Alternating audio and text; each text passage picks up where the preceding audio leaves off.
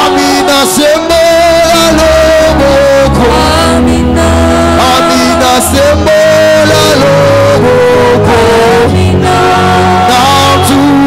Natumainia Bwana kama mulima Sayuni usiotingizika.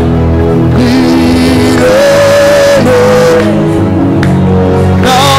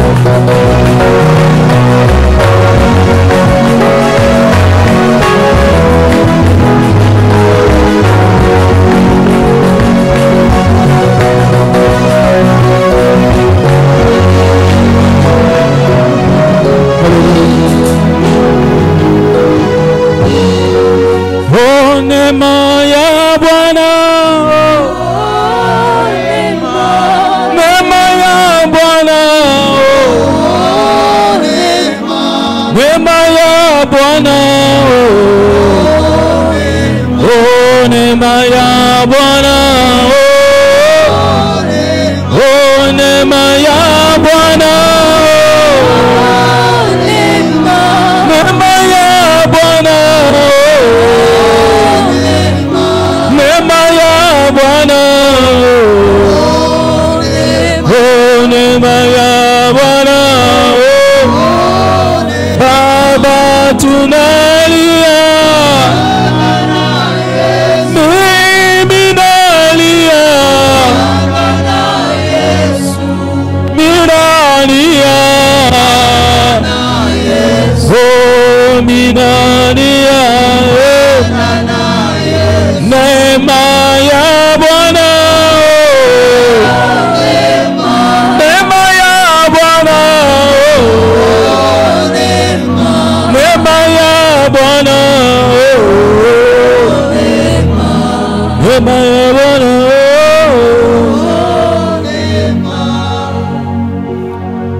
Je veux être là devant ta face. Je veux rester là, plus près de toi. Je veux rester là, devant ta face. Je veux rester là, plus près de toi. Je veux rester là, devant ta face. Alléluia, plus près de toi. Je veux rester là, devant ta face.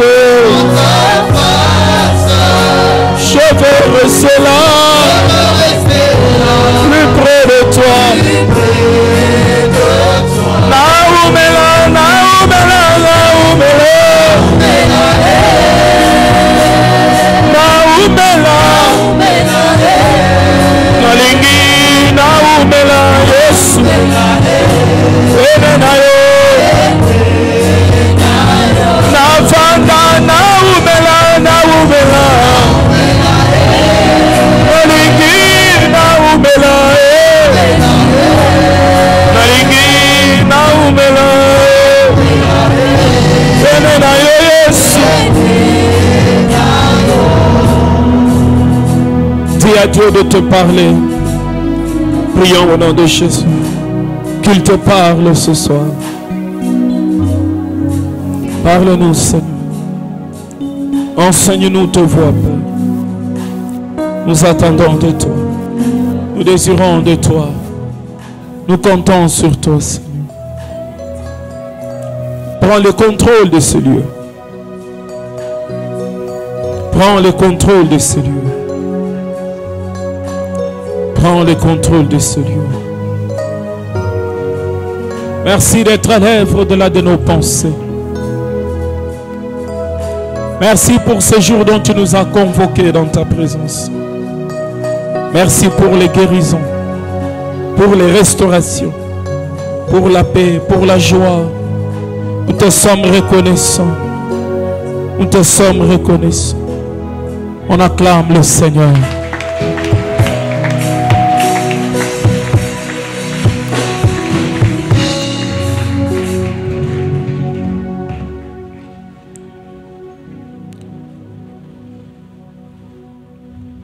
Je vous salue au nom de Jésus.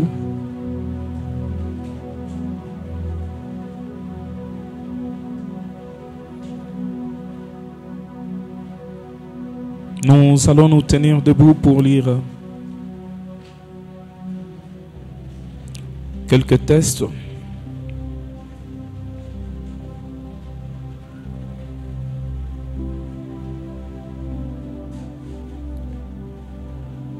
Nous sommes dans le livre de Luc.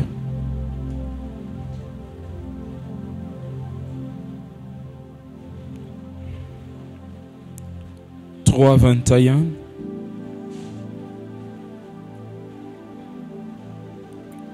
Luc 3, 21, la Bible dit ceci. Nous disons ensemble, 1, 2, 3, allons-y. Tout le peuple se faisait baptiser. Jésus fut aussi baptisé. Et pendant qu'il priait, le ciel s'ouvrit.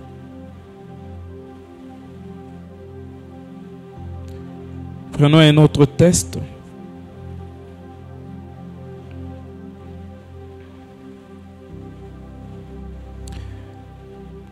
Luc 9, 29.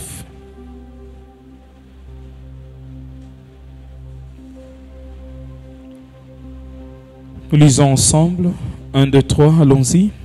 Pendant qu'il priait, l'aspect de son visage changea et son vêtement devint d'une éclatante blancheur. Dis à Dieu de te parler.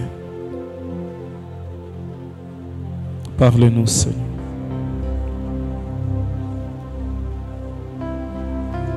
Parle-nous, Père. Nous attendons de toi. Il en est en moi, vibre dedans de moi, juste dis je t'aime. Voici ce qui brille en moi, il en est en moi, vibre dedans de moi, juste dis je t'aime. Nalela yo Yesu, nalela yo Yesu, nalela yo Yesu, nalela yo Yesu, nalela yo Yesu, nalela yo Yesu. Nalela yo Yesu, nalela yo Yesu. Merci pour ta présence. Merci parce que tu es là. Merci parce que tu glorifies ton nom. Au nom de Jésus, on acclame le Seigneur. On va nous asseoir.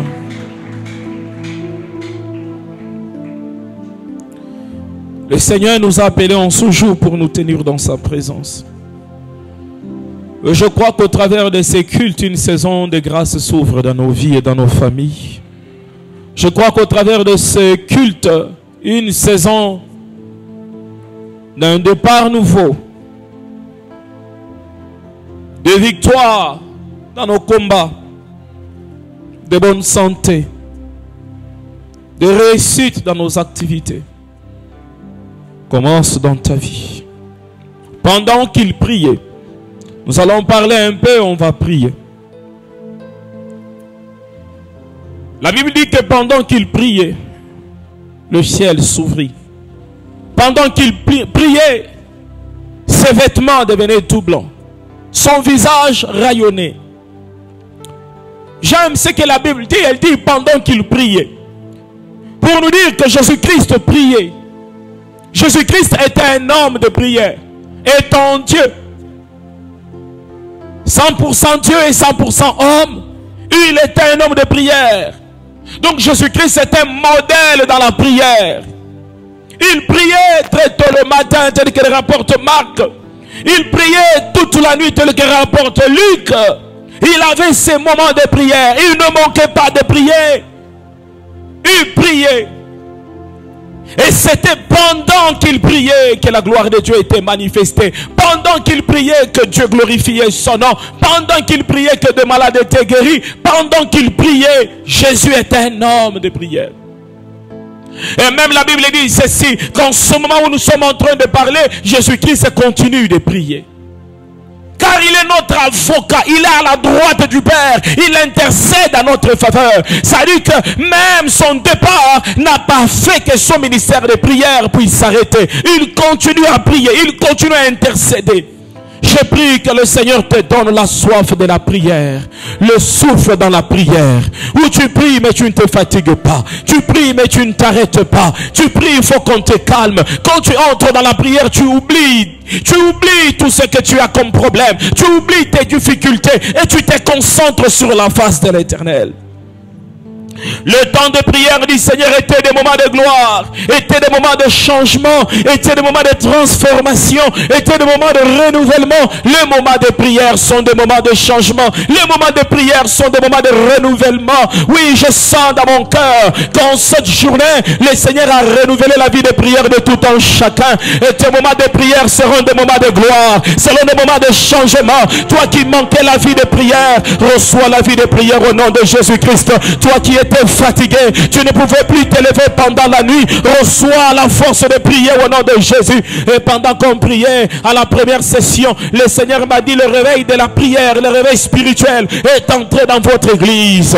Et jusqu'à la fin de l'année, chaque vendredi, nous aurons une nuit de prière sur Facebook et sur notre groupe WhatsApp. Nous allons veiller, nous allons prier chaque vendredi, nous allons veiller et prier ensemble, parce que le Seigneur a renouvelé notre vie de prière. Il a renouvelé notre vie de prière. Les 6 semaines restantes, ou les 6 vendredis restants de cette année, chaque nuit nous aurons la prière. Nous aurons la prière ensemble et nous allons nous tenir dans la présence de Dieu. Frères, sœurs, celui qui sait se tenir dans la présence de Dieu, il sait se tenir au devant des montagnes, il sait se tenir au devant des difficultés, il sait se tenir au devant des temps difficiles. Quand les temps difficiles arrivent dans sa vie, ils ne peuvent pas l'écrouler. Pourquoi? Parce qu'il s'est tenu au devant de celui qui a créé tout ce qui existe. Ainsi, ce qui existe ne peut pas le mettre à terre.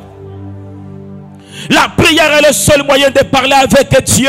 Comment on peut parler avec Dieu? Par la prière. Comment on reçoit Jésus? Par la prière. Comment on est guéri? Par la prière. Comment on peut posséder? Par la prière. Comment on peut détruire? Par la prière. C'est par la prière. Raison pour laquelle il est écrit: priez sans cesse. Priez sans cesse. Priez sans vous fatiguer. Priez sans cesse. Pourquoi nous devons prier? Parce que le thème d'aujourd'hui, c'est pendant qu'il priait. Ça dit que tout se passe pendant qu'il priait. Mais pourquoi nous devons prier? Nous prions parce que nous devons vivre les promesses de Dieu. Le Seigneur nous a fait des promesses. Quand quelqu'un te fait des promesses, il faut de temps en temps les lui rappeler. Papa, tu m'avais dit que tu vas me donner.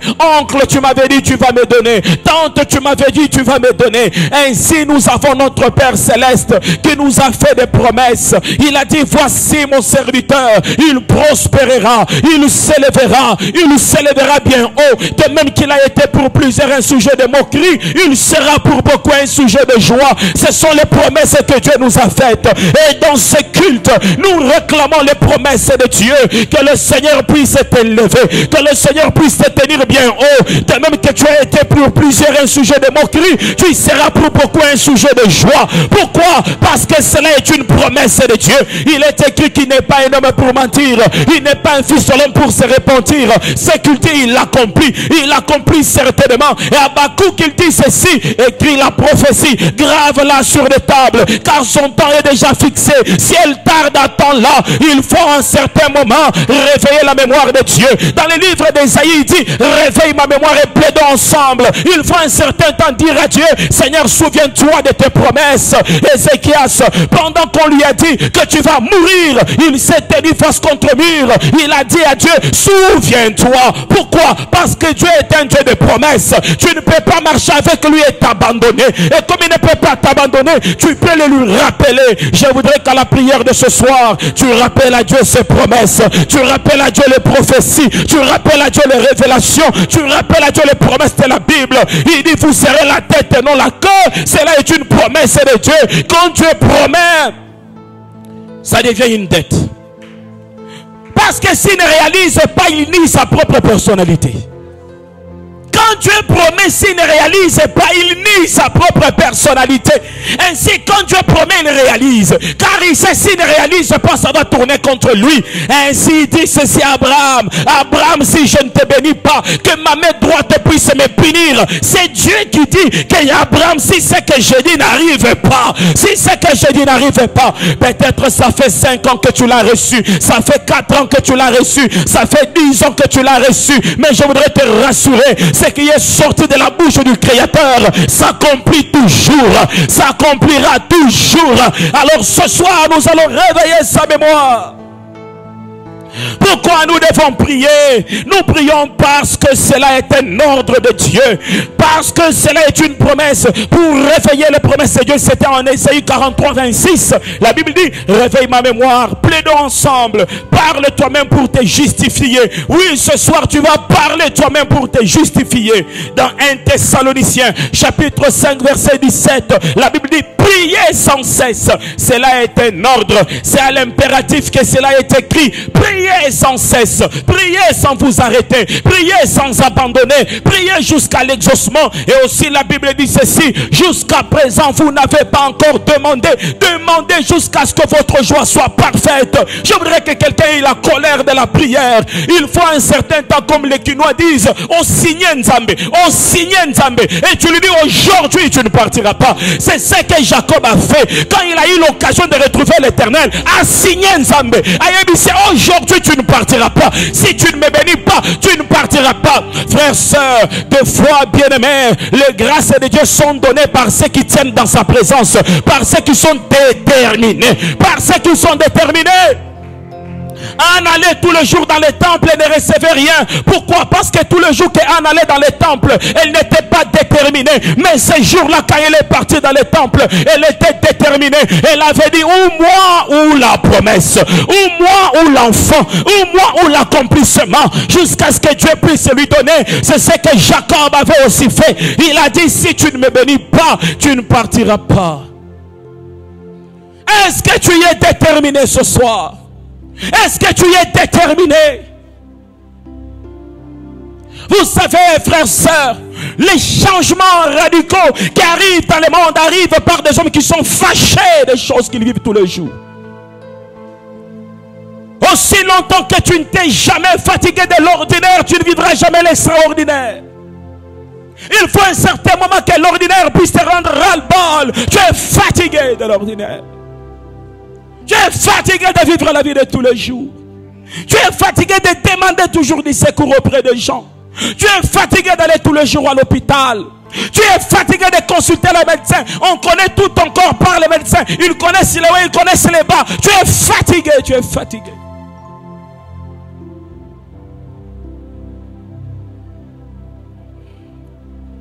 Pourquoi nous devons prier? Nous prions parce que nous avons besoin du secours de l'Éternel.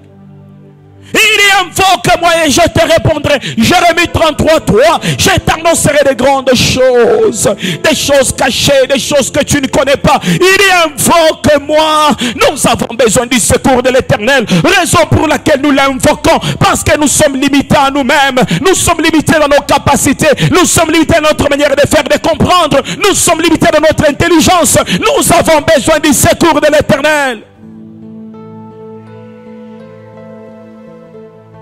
Il est écrit, la bénédiction ne vient ni de l'Orient ni de l'Occident, mais l'élévation ne vient ni de l'Orient ni de l'Occident, mais elle vient de l'Éternel qui a fait le ciel et la terre. Pourquoi on dit l'Éternel qui a fait le ciel et la terre? Parce qu'elle n'est pas élevé que celui qui connaît la fin de la hauteur et la fin de la bassesse. Celui qui ne connaît pas la fin de la profondeur et la fin de la hauteur ne peut pas élever. Ainsi on te dit, tu regardes le ciel là, celui qui a fait le ciel élevé. Et celui qui a fait la terre en bas, c'est lui qui peut accorder l'élévation. Il connaît ce que c'est la hauteur. Il connaît ce que c'est la profondeur. Et lui peut t'accorder l'élévation. Je voudrais que quelqu'un soit fâché. Tu sais, quand tu es fâché, tu oublies que tu as faim. Les sensations de la famille viennent parce que tu n'es pas fâché. Il faut ce soir que tu sois fâché dans la présence de Dieu. Que tu ne pries pas comme tu as toujours prié. Que tu pries avec détermination. Si tu n'agis pas, je ne pars pas. C'est lui qui peut nous secourir. David dit, j'ai crié au Dieu très haut, au Dieu qui agit en ma faveur. Il m'enverra du ciel le secours. Pendant que mon ennemi est en train de vouloir me toucher, j'ai crié au Dieu très haut. Il ajoute, il dit encore, je suis parmi un peuple qui vomit le feu. Je suis parmi des gens qui sont des crocodiles. Ils ont fait à ma vie. Je ne sais pas ce que je les ai fait, mais ils ont fait à ma vie. Tu ne les as rien fait, mais ton maître les a fait quelque chose. Raison pour laquelle il t'attaque. Alors quand tu t'attaques, ce n'est pas par rapport à toi, c'est par rapport à ton maître. Alors pars vers ton maître et dis-lui que ces combats ici ne m'appartiennent pas. C'est tes combats. Si toi tu n'étais pas mort ou ressuscité, ces combats n'allaient pas arriver dans ma vie. Nous prions pour vaincre le combat. Il est écrit dans Matthieu 26, 41. Veillez et priez afin que vous ne tombiez pas dans la tentation. L'esprit est bien disposé, mais la chair est faible. Le combat du péché, le combat de la tentation. Nous prions pour ne pas tomber. Sache les frères, sœurs, nuit et jour, il y a quelqu'un qui désire que tu tombes. Nuit et jour, il y a quelqu'un qui désire ta chute. Raison pour laquelle tu dois prier, veiller et prier pour ne pas tomber.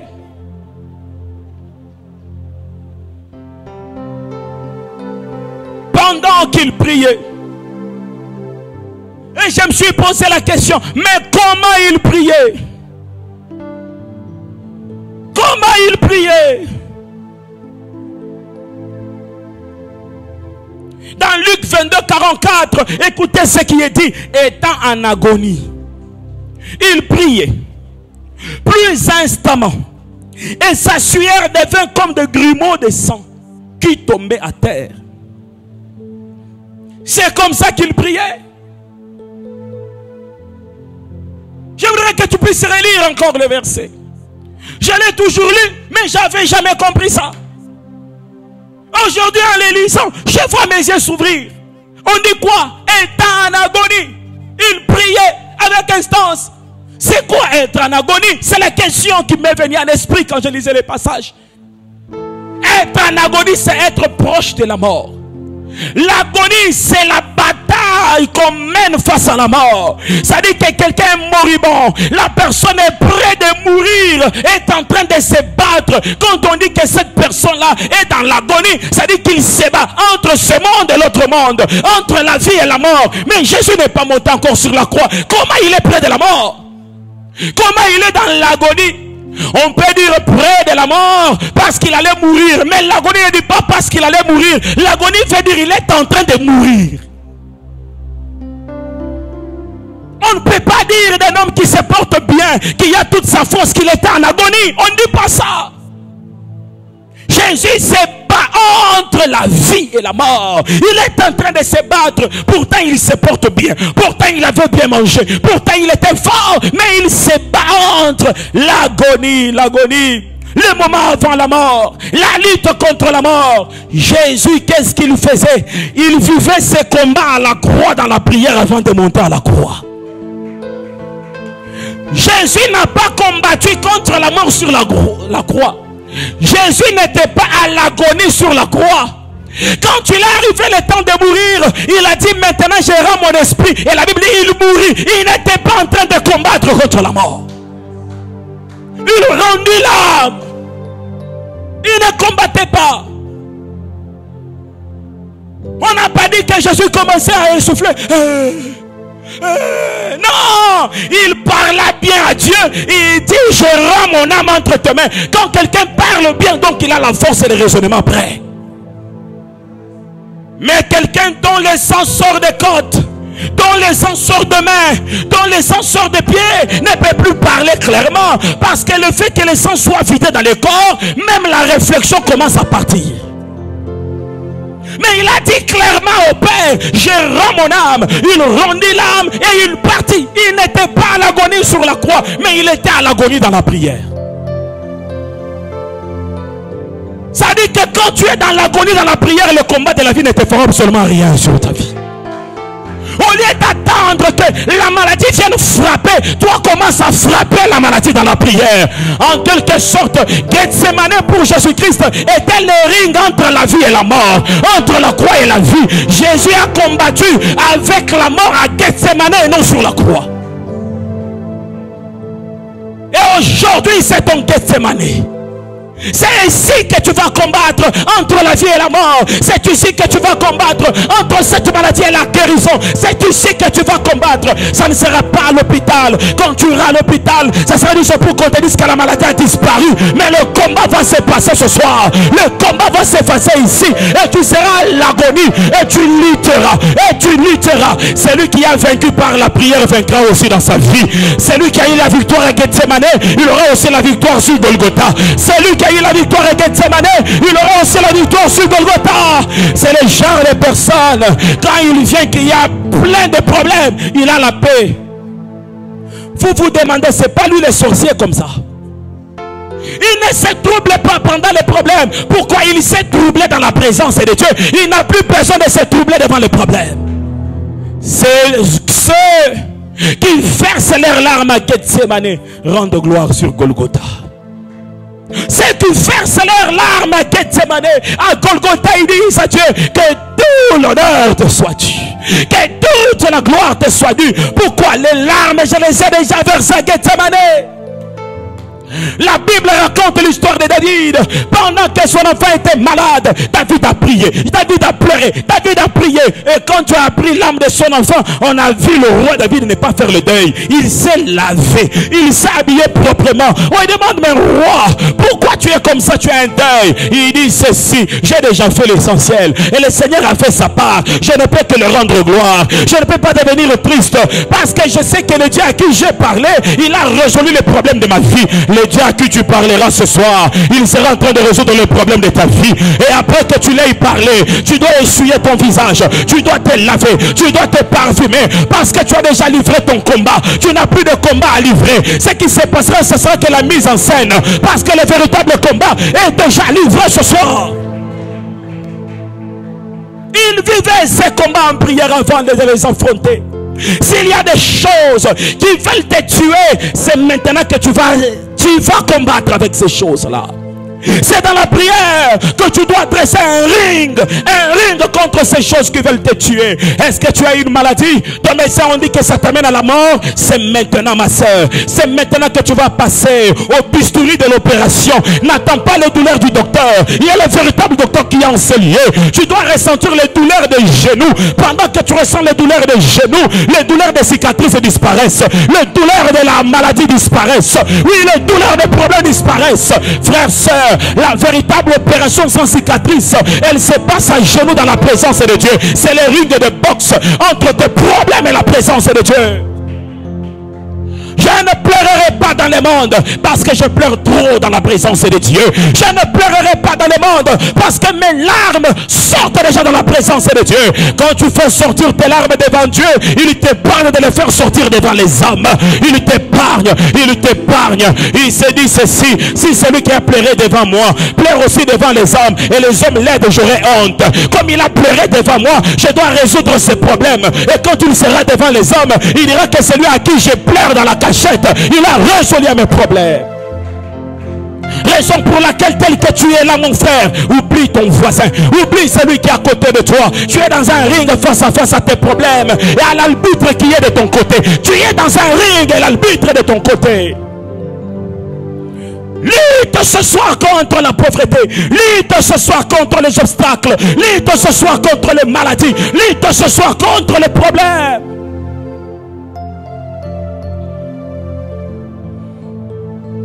Pendant qu'il priait,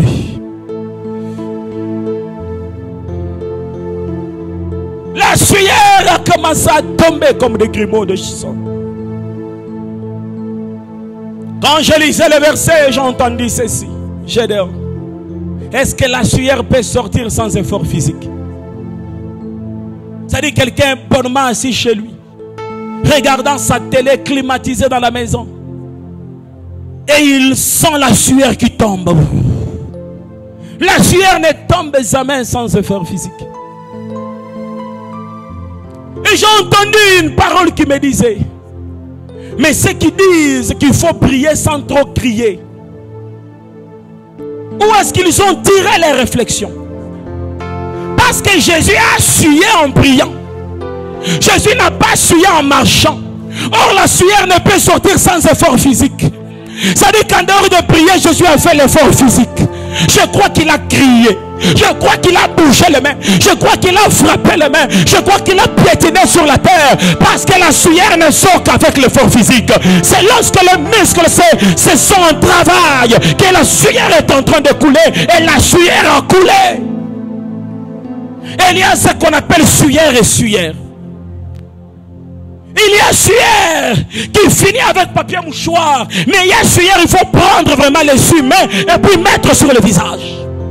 Et la sueur de Jésus n'était pas la sueur du papier mouchoir. Car quand une sueur commence à goûter, ça dit que ce n'est plus une sueur de papier mouchoir. C'est une sueur abondante qui descendait sur son visage. Lui aussi, Dieu, de quoi il avait peur? Il est Dieu, de quoi il avait peur? Certains disent que quand les veines se dilatent, ça veut dire que le niveau de stress a augmenté. Il était stressé de quoi? Si Jésus-Christ est le Fils de Dieu, a prié stressé, a prié, la sueur est descendue, a prié que ça goûtait par terre. Et nous alors, comment allons-nous prier?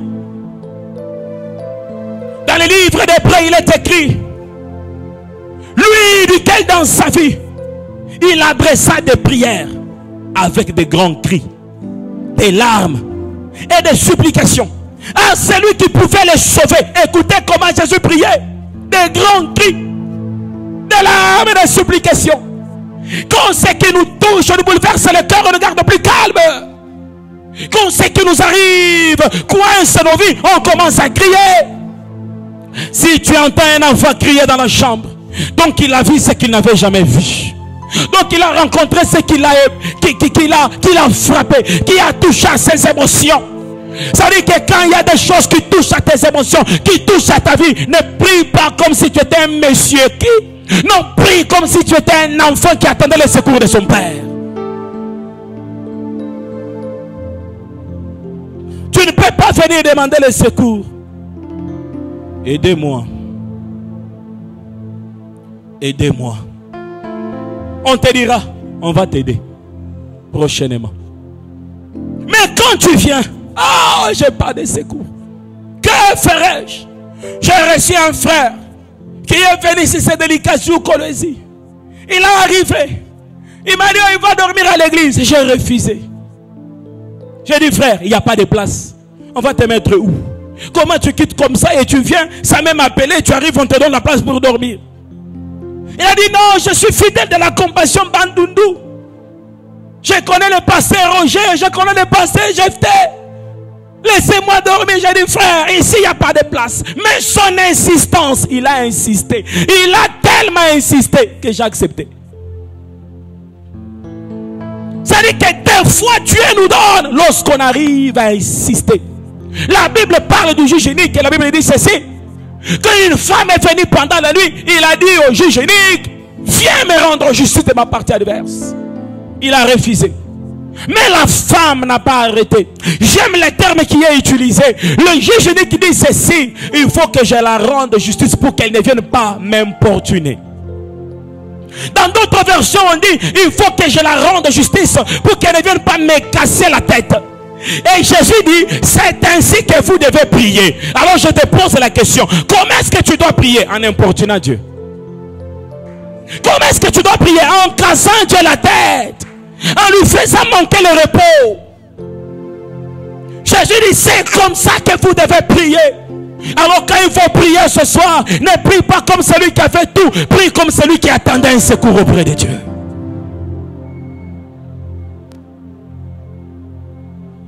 Il a fuyé. Il était dans un ring. En quelque sorte, j'ai compris que le combat de la croix était à Gethsemane. Donc prier, c'est faire un combat. C'est livrer un combat. Prier, c'est livrer un combat. Il a sué. Or que la Bible dit, c'est à la sueur de son front que tu mangeras. Ça dit que c'est à ton travail que tu mangeras. Donc la prière est un travail. Car la prière peut te faire suer.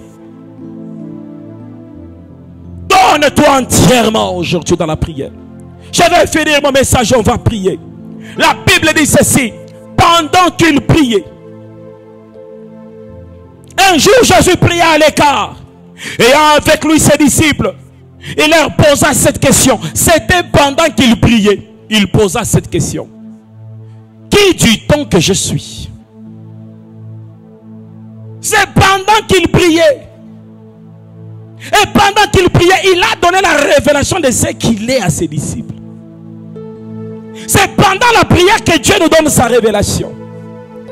Vous savez, dans plusieurs questions de la vie, nous n'avons pas besoin de prières instantes seulement. Nous avons besoin de la révélation de qui on prie. Vous savez que c'est pour rien que quand Abraham rencontre Dieu, Dieu lui dit qu'il est le Jéhovah Jireh. Parce que la révélation qu'Abraham recevait résolvait son problème. Vous croyez que c'est pour rien? Quand Moïse rencontre Dieu, Dieu lui dit je suis Yahweh. La révélation de Dieu au travers de Moïse résolve son problème d'Israël. Chaque fois que Dieu t'accorde une révélation de lui-même, cette révélation, elle résout tes problèmes. Une maman, elle priait à Kinshasa. Tout le monde adorait Dieu en français. Oh Dieu, tu es mirabolant, tu es merveilleux, tu es... Mais cette femme-là était vendeuse de pain. Et quand on a entendu sa prière, écoutez comment elle priait. Oh Nzambe, yo muto salaka to fite là-bas na classe na mbongo mapa. Ça c'est la révélation de Dieu. Quand tu demandes à cette femme qui est Dieu, elle te dira Dieu. Tu vois ces bassins de pain. A fait scolariser Jean, a fait scolariser Jacques, a fait jusqu'à l'université. Ils ont eu leur diplôme, ce bassin de pain. Dieu, c'est ces bassins de pain. Je voudrais que ce soir, tu ne dises pas de Dieu ce que tu as entendu quelqu'un dire, mais que tu dises de Dieu la révélation que tu as reçue de lui pendant que tu priais. Dans la Bible, chaque personne appelle Dieu par la révélation qu'il a eue de lui-même.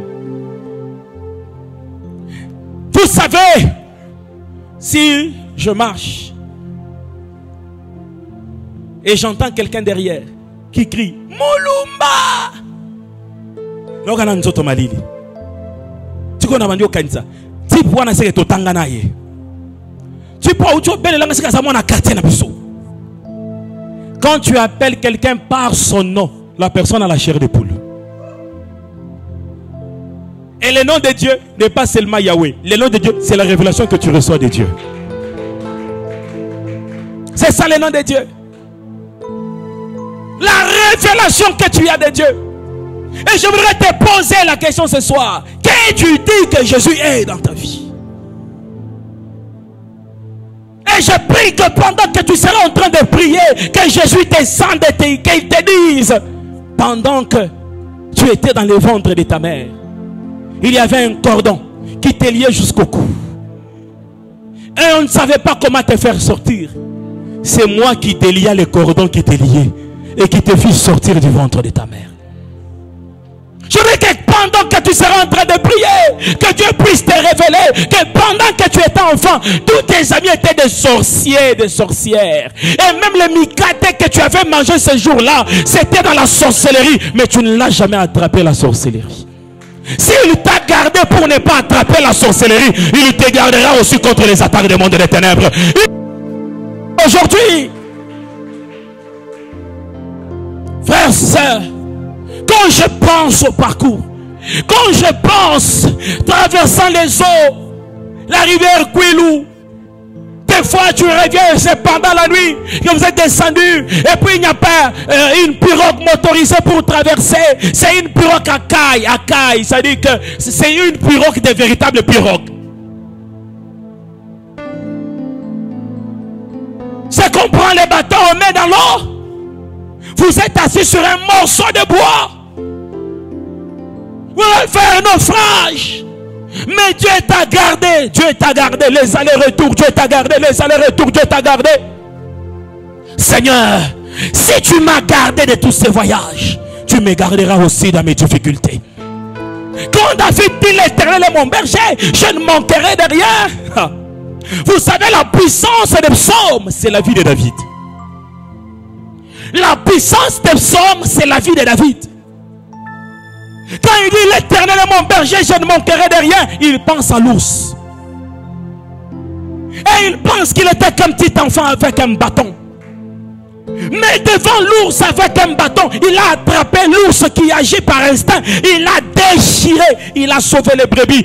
Ainsi il dit, l'Éternel est mon berger, je ne manquerai de rien. Il le dit avec assurance. C'est dont tu as reçu par révélation, tu le diras avec assurance. C'est dont tu as reçu par révélation. J'ai pris que tu reçoives la révélation de Dieu au nom de Jésus-Christ. Quand on reçoit la révélation de Dieu, on est au-delà des combats. On est au-delà des combats. Quand la sœur Nadège dit Yahweh Yosa Kubananga Nakobangelo Koteo, c'est pas un chant. C'est pas un chant. C'est la révélation qu'elle a reçue de Dieu. Et quand les combats s'élèveront dans sa vie, elle ne combattra pas. Elle chantera. Elle dira Yahweh Yosa Gubanangai. La révélation dont elle chantera combattra ses combats. Quand les difficultés viendront, elle chantera. Elle dira Yahweh Yosa Nangamba Nanga. Quand tu chantes un chant, cherche sa révélation.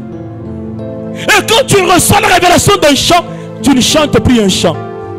Tu proclames une vérité biblique. Tu proclames une vérité spirituelle qui affronte le monde des ténèbres. C'est-à-dire que quand la sœur Nadège chante et que le diable vient, lui-même il trouve qu'il n'a pas de place. Il n'a pas besoin qu'elle dise au nom de Jésus. Elle ne dira pas au nom de Jésus. Elle rappellera seulement à Dieu la révélation que Dieu lui avait donnée. Reçois la révélation de Dieu, mon frère. Reçois la révélation de Dieu pendant que tu seras en train de prier. Reçois la révélation de ce que Dieu. Vous savez, quand tu pries et que tu reçois la révélation de Dieu, les mots qui commencent à sortir de ta bouche, tu commences à te demander, c'est moi ou c'est pas moi? Parce que ces mots-là ne viennent pas de ta connaissance, mais viennent de la révélation. Raison pour laquelle en priant, il y a des dimensions dans la prière. Il y a des dimensions. Quand tu entres dans cette dimension-là de la prière, tu ne fais pas les efforts de trouver les mots. Mais les mots qui sortent, même tu te rends compte que ce n'est pas pareil. Ce n'est pas pareil. On est au-delà des combats. Quand on reçoit la révélation de Dieu, elle te donne la supériorité face à tes semblables. La supériorité. Ainsi le Seigneur dit, vous adorez ce que vous ne connaissez pas. Nous adorons ce que nous connaissons. Et ça ne sera plus sur cette montagne, ni à Jérusalem. Mais les vrais adorateurs adorons le Père en esprit et en vérité. Quand vous entendez les dires de Jésus, c'est avec calme et précision. Pourquoi? La révélation qu'il a de Dieu lui donne la supériorité face à cette femme. Et David, lui, il te tient devant Goliath. Il a quel âge? David a 17 ans. Et il est devant Goliath à 17 ans. Il est court. Il n'a jamais combattu. Il n'était qu'avec les moutons dans la brousse. On ne l'a jamais recruté dans l'armée. Il n'a jamais été recruté dans l'armée. Je voudrais que vous puissiez entendre les paroles de David. Il regarde Goliath. Goliath a combattu depuis le ventre de sa mère. Goliath avait 3 mètres de longueur. 3 mètres, 6 coudées. Ça dit que David, en regardant Goliath, même si Goliath était en bas de la montagne, il le regardait comme ça. C'est que Goliath portait comme arme dépasser le poids de David. L'arme de Goliath dépassait le poids de David. Mais écoutez ce petit David, il se tient devant Goliath, écoutez son langage. Tu viens vers moi avec la lance et les javelots, David. Même si je laisse la lance, même si je laisse tout ça, ma taille s'impose sur toi. Il ne dit pas que tu viens contre moi avec ta taille. Il lui ajoute encore ses armes. Il dit, je suis petit d'ailleurs. Mais toi tu as des armes, moi j'en ai pas. Et il dit ceci, mais moi je m'avance vers toi, pas avec ma pierre, au nom de l'Éternel mon Dieu. Ça c'est une révélation. Pourquoi il n'a pas aussi dit? Parce qu'il avait aussi une arme. Et son arme c'était son lance-pierre. Il devrait aussi dire à Goliath, moi j'ai seulement ce lance-pierre. Et Dieu, il dit non, ma force n'est pas sur mon arme. Ma force est sur celui dont je défends le nom. Je défends le nom de l'Éternel. Vous savez, Dieu s'impose dans certains combats lorsqu'on a la révélation de lui. Il s'impose. Et quand l'Éternel entend ça, il dit David, tu allais parler de ta pierre, mais pourquoi tu parles de moi? Comme tu parles de moi, j'entre alors dans ta pierre. Et ta pierre ne sera pas une simple pierre, elle sera une arme redoutable. Peut-être que quand David a lancé la pierre a pris la direction de l'Est. Pendant que Goliath était à l'Ouest. Mais comme il avait dit, je viens au nom de l'Éternel. Le nom de l'Éternel a pris la pierre de David, l'a ramené une. Si David avait lancé la pierre seul, il allait arriver seulement dans les genoux de Goliath. La précision de l'arme de David ne dépend pas de ses compétences de guerre. Il n'a jamais fait la guerre. La précision de l'arme de David dépend de sa confiance en Dieu, de la révélation qu'il avait de l'Éternel.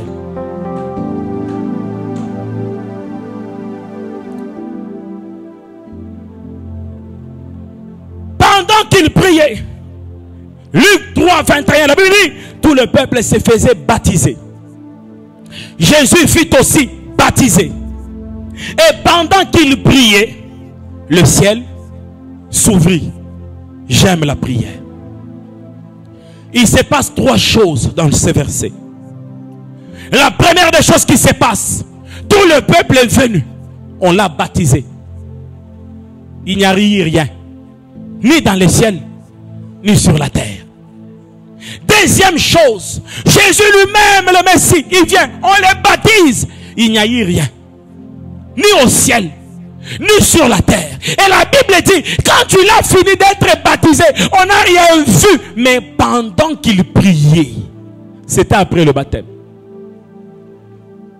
Pendant qu'il priait, le ciel s'ouvrit. Frères, sœurs, peut-être tu as contacté ton oncle. Il n'y a eu rien, ni dans le ciel, ni sur la terre. Mais pendant que tu seras en train de prier, tu as introduit une demande d'emploi dans l'entreprise. Il n'y a eu rien, ni dans le ciel, ni sur la terre. Mais pendant que tu seras en train de prier ce soir, le ciel s'ouvre. Quand le ciel s'ouvre, regardez ce qui se passe. Dans le désert, quand le ciel s'ouvre, c'est la manne qui est descendue. Les gens ont mangé. Dans la manne, il y avait tout ce qu'il fallait pour bien manger et marcher dans le désert. C'est un repas spécial pour les voyageurs. Et pendant que le ciel va s'ouvrir ce soir, tu recevras un repas spécial pour ton voyage. Ce qu'il te faut pour ce pèlerinage sur la terre, tu vas le recevoir. S'il te faut l'argent, tu vas recevoir. S'il te faut la gloire, tu vas recevoir. S'il te faut les ouvertures, tu vas recevoir. Quand le ciel s'ouvre, la provision est donnée. Pendant qu'il priait, le ciel s'ouvrit. L'esprit descendu. Quand le ciel s'ouvre, l'esprit descend. L'esprit va descendre. Je voudrais finir par ça. On va prier. La Bible dit encore toujours dans le livre de Luc. Pendant qu'il priait, l'aspect de son visage changea. Et son vêtement devint d'une éclatante blancheur.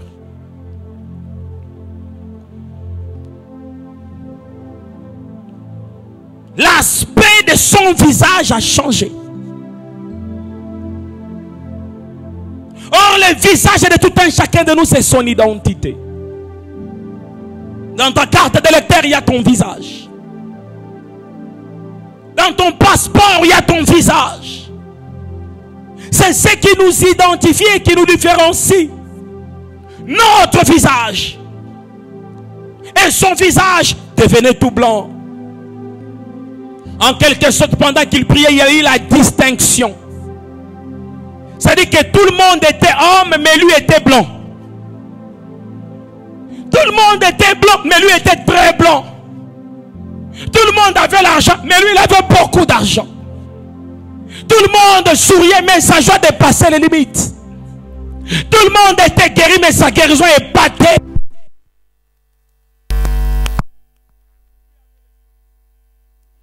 Son visage brillait. C'est aussi l'image de la pureté, de la justice, de la gloire et de l'onction. Même ses habits étaient devenus tout blancs. Je le prie pendant que tu seras en train de prier. Dans cette heure ici dont on va prier pour clôturer notre programme de ce soir. Que l'onction du Seigneur coule sur toi. Or l'onction fait la différence. Il est écrit, je mettrai la différence entre ceux qui me servent et ceux qui ne me servaient pas. Nous n'attendrons pas que tu rentres chez toi pour venir témoigner. Nous attendons que ce soir, pendant que tu pries, que nous puissions témoigner. Nous attendons ce soir pendant que tu pries. Quand on dit que pendant qu'il priait, c'est une action continue. C'est-à-dire que dans le présent, on n'a pas attendu le futur. Dans le présent, on a commencé à vivre les actions. Pendant qu'il était en train de prier, on n'a pas attendu qu'il finisse de prier pour voir les actions. C'est un présent continu. C'est-à-dire que pendant que je prie, les choses sont en train de se passer. Et pendant que tu seras en train de prier, ça ne sera pas rentre dans ta maison et tu vas témoigner. Ça serait que pendant que tu es en train de prier, ton visage est en train de s'éclaircir. Tes vêtements sont en train de devenir tout blancs. La gloire de Dieu est répandue sur ta vie. Je n'oublie jamais cette retraite de prière. C'était une retraite de la jeunesse. J'étais, je crois, secrétaire à la jeunesse. Et quand on finit la retraite, j'avais prié de tout mon cœur. Et en retournant à la maison, ma petite soeur était malade. Et j'entre dans la maison. Je me change, elle me dit, je suis malade. J'ai pris la chemise que j'avais portée en revenant de la retraite. Je lui ai dit, porte. Elle a porté la chemise, elle a été guérie. Pendant que tu pries, tes habits sont affectés. Les habits, c'est aussi le symbole de la gloire d'une personne. Pendant que